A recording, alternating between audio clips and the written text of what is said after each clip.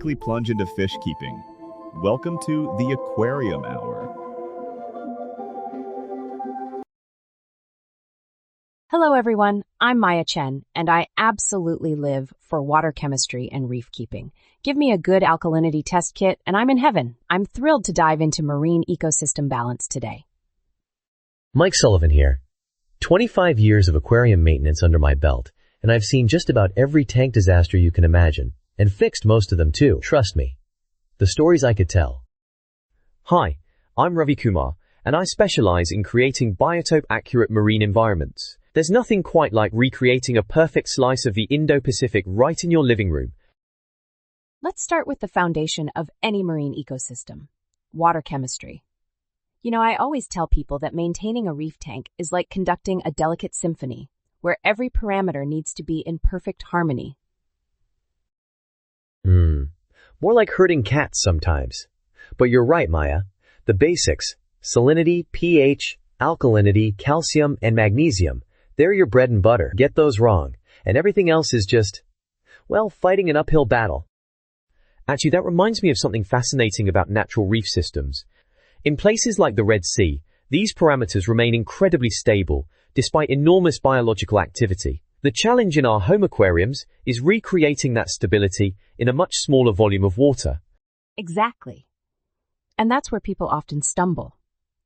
They'll test parameters once a month and wonder why they're having issues. I mean, in a closed system, things can swing dramatically in just 24 hours. Oh boy, don't get me started on the test once a month crowd. Had a client last week who couldn't understand why his coral was struggling. Turns out, his alkalinity was bouncing between 7 and 12 DKH daily. I mean, that's like trying to live in a house where the temperature goes from 60 to 90 degrees every day. The temperature analogy is perfect, Mike. In natural reefs, most species evolve in very specific parameter ranges. Take the Aquapora corals in the Solomon Islands. They're used to alkalinity staying steady at around 8.5 DKH with minimal fluctuation. Speaking of stability, can we talk about the role of biological filtration? Because I think this is where a lot of newer aquarists get confused. They focus so much on mechanical and chemical filtration that they forget about the powerful bacterial engine that drives the whole system. Now there's a topic close to my heart. Can't tell you how many times I've seen people scrub their rocks squeaky clean, then wonder why their nitrates are through the roof. Those beneficial bacteria aren't just helpful. They're the backbone of the whole operation. You know what's fascinating? In natural reefs, there are literally thousands of different bacterial species working together in complex relationships. We're only beginning to understand how they interact. In our home aquariums, we're really just scratching the surface of this complexity. That's such a good point. And it ties into something I've been researching lately, the relationship between bacterial diversity and coral health. The latest studies suggest that corals with more diverse bacterial communities show better resistance to environmental stress. Which is exactly why I always tell people to be patient during cycling. You can't rush a good bacterial community. It's like making a sourdough starter. Sure, you can buy the instant stuff, but it's not quite the same as letting it develop naturally.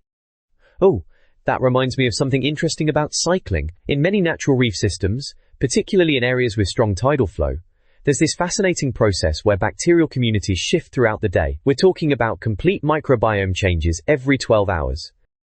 That's incredible, Ravi, and it really highlights why flow patterns are so crucial in our tanks. It's not just about moving detritus. It's about bacterial distribution, gas exchange, and nutrient transport. Tell that to the folks who think one powerhead in the corner is enough for their 300-gallon system. I've seen tanks that look like they're trying to recreate a lake rather than a reef. The corals just sit there, surrounded by their own waste products. Well, in fairness, Mike, some marine environments are fairly low flow. But you're right, most reef species we keep are adapted to high-energy environments. I've measured flow rates in the wild that would surprise most hobbyists. Speaking of flow, let's talk about nutrient export. Because really, flow patterns and nutrient export go hand in hand. I see so many beautiful tanks crash because people don't have adequate nutrient export systems in place. Oh man, the nutrient wars. I remember when everyone thought you could solve everything with a bigger protein skimmer. Now we know it's just one piece of the puzzle. You need a whole arsenal. Mechanical filtration, chemical media, macroalgae, regular water changes. And don't forget about natural nutrient cycling. In the wild, you have these amazing relationships between different species. Cleaner shrimp, bristleworms, cucumbers. They're all part of nature's cleanup crew. That's why I love a good cleanup crew. Though I think sometimes people expect too much from them. They're part of the system, not miracle workers.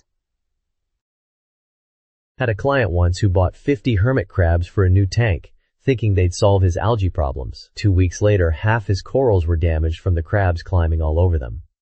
Sometimes less is more, you know? Absolutely. In natural systems, these cleanup crews exist in careful balance with the rest of the ecosystem. It's about finding the right numbers and combinations for your specific setup. Let's wrap this up with a key takeaway for our listeners. What would you say is the most important aspect of maintaining marine ecosystem balance? Patience and consistency. No doubt about it. The ocean didn't get it right overnight, and neither will you.